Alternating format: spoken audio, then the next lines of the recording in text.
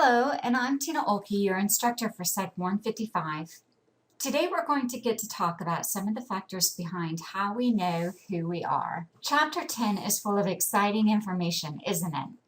Have you read about the Masters and Johnson study, the Kinsey report, and the Janus report? They are exciting. The Kinsey report in particular is interesting because it changed the sexual world in not only the United States but Europe.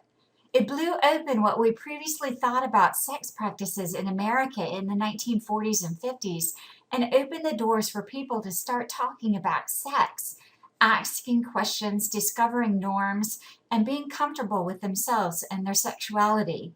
It made great grounds for the psychological field. Please check it out. The chapter also talks about sexual orientation, sexual dysfunction, and sexually transmitted infections.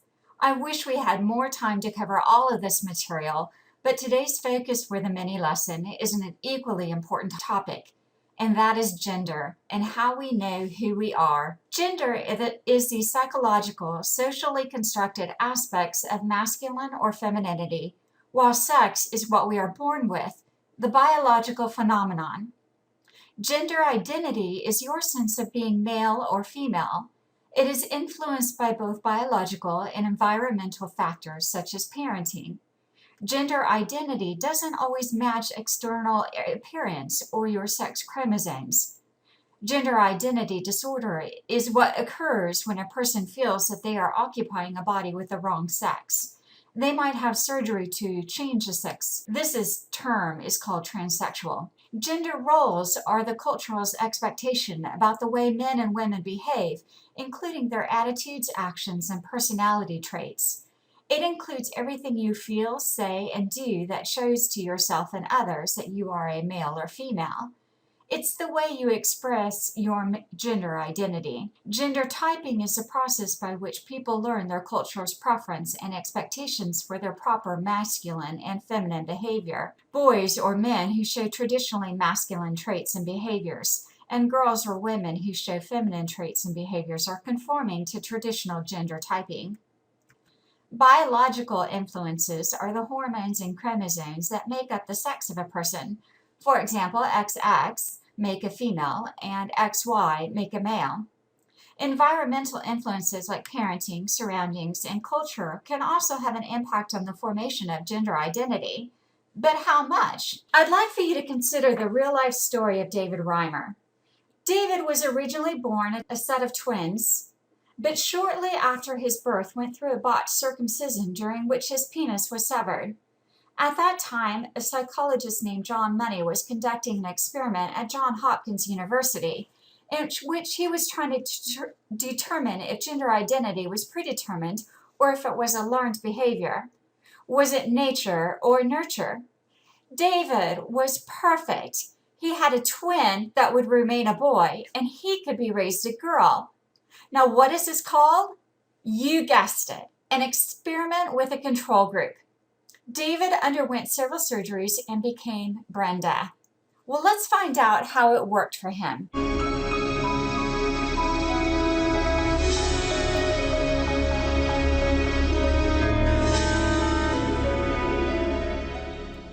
The final chapters of David Reimer's latest book are left unfinished. His conflicted life cut short last week by a tragic suicide. Reimer's story made international headlines. He was the victim of a bizarre gender experiment, a boy forced to live his childhood as a girl.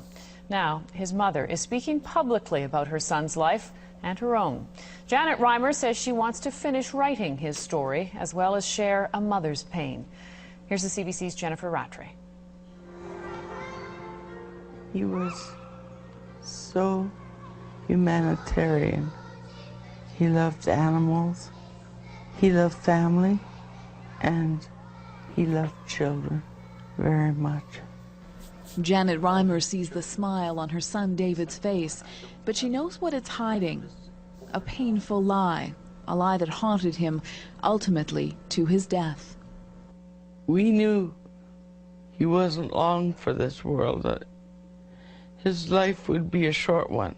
Reimer is still reeling from this painful prophecy, but she wants to tell the story as a tribute, she says, to her son. Winnipeg in the mid-60s, Janet Reimer was a typical homemaker, busy with 2 baby boys. And then a bizarre twist that forever changed their lives. Both boys were circumcised, but in David's case, there was a mistake. His penis was almost burned off. Janet had no idea what to do. Then she read an article about this man, Dr. John Money, a sociologist from Johns Hopkins University, who had a radical idea that boys could be raised as girls, that nurture was stronger than nature. We've been stereotyped in our view of male and female.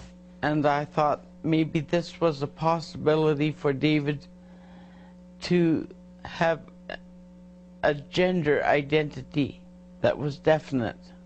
And so I wrote to him, and he responded very quickly. He was very, very interested.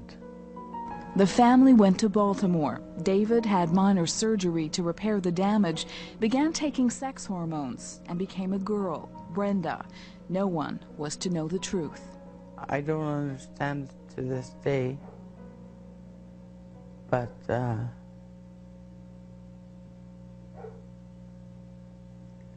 we also were afraid of the world, and we hid as a family. Not so John Money. He made world headlines with the case. It makes it very exciting, don't you think, to live in an age of discovery of human personality this way. Except Money was wrong, and Janet realized it early on.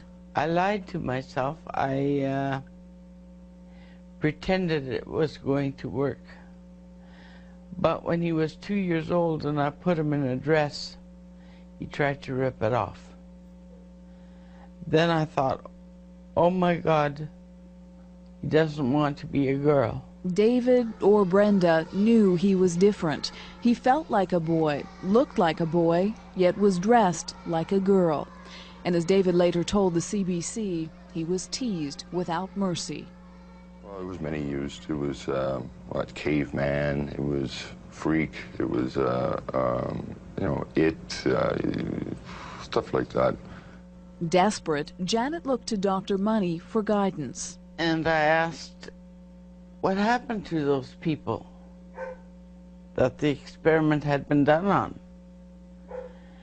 And he said most of them committed suicide. And I said, I will not allow my son to commit suicide. I will protect him. When David was 14, he was supposed to undergo a complete sex change operation. Instead, he learned the truth.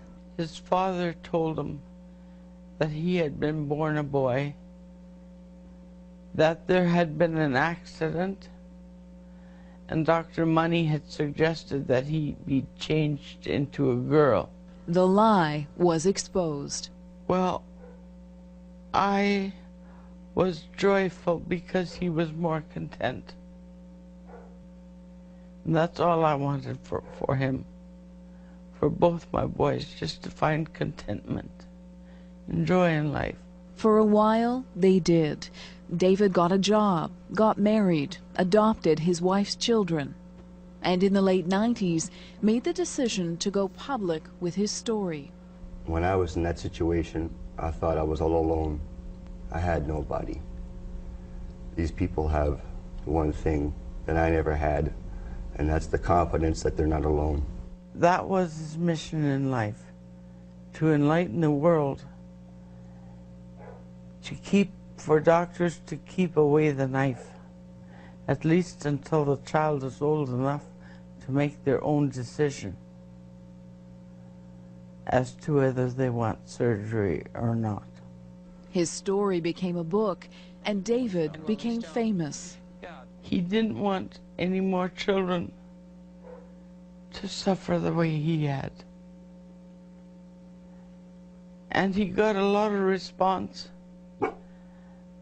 And many women wrote in to say that their children had been spared because of his story. But the family could never escape the past. 2 years ago, David's twin brother Brian committed suicide. He was very, very close to his brother. And when his brother died, he would go to the gravesite nearly every day, bring flowers, pick weeds, and spend time talking to him. David, too, struggled with his demons. Shame, embarrassment, to be forced to wear a get-up as a girl, and being ashamed and wanting to fall in an ear's crack and die. Then, last Christmas, David had a dream, and Janet feared the worst. He had a dream that the skies opened up, and there waiting for him was his brother Brian and his grandma and grandpas, and many people that he described that he hadn't seen since he was 8 years old, that were there waiting for him. I knew then that he wouldn't be here long. She was right. Last week, David Reimer killed himself. I knew why the police were coming to the door, and I started screaming, "No, no, no." My husband came. They told us to sit down. They said they had some bad news. And I knew David was dead. Today, Janet Reimer is left with pain and loneliness, but she also has a mission to finish writing a new book that David had begun. My son gave of himself all he had, right to the end. For The National, I'm Jennifer Rattray in Winnipeg. And a footnote about this story. We contacted Dr. John Money's office in Baltimore. He declined to comment. David's story certainly brings up some interesting thoughts about identity formation, doesn't it? Is identity nature or nurture? Can it be influenced by the environment? Well, the social learning theory is one theory that explains how gender roles. Remember, gender roles are culture's expectations of how men and women act, how they develop. This theory believes that they are reinforced through imitation of gender roles, that we copy behaviors through observations of others, that it is either positively or negatively reinforced by others. Consider these examples. A boy might be praised for acting like a man when he doesn't cry when he falls down, or is punished for putting on his mom's lipstick, or is allowed to stop doing homework to help his dad fix the car. And what role does the media play in the development of gender roles? Consider toys that children have, TV shows, commercials, and print advertising. What messages are they sending us about cultural expectations about the way men and women should behave? For today, this concludes what we'll be covering in our PowerPoint mini lesson. The reflective log asks you to suggest ideas for future research designed to advance knowledge on the concepts in the chapter, or to apply the material learned in the chapter to a current news issue or to experiences in your own life. I've left you with a lot of things to consider throughout this mini lesson, like what do you think about the idea of nature versus nurture role in gender identity development? How much do you think media is involved in the development of gender roles? What are your thoughts on the early sexual reports, like the Kinsey report? How much gender stereotyping do you think goes on today? What are your thoughts on sexual orientation and sexual dysfunctions? What have you seen in the news recently that you'd like to comment on as it relates to Chapter 10? There are a lot of ideas out there from Chapter 10 that you might find that you'd like to discuss. I can't wait to read what you have to come up with on your logs.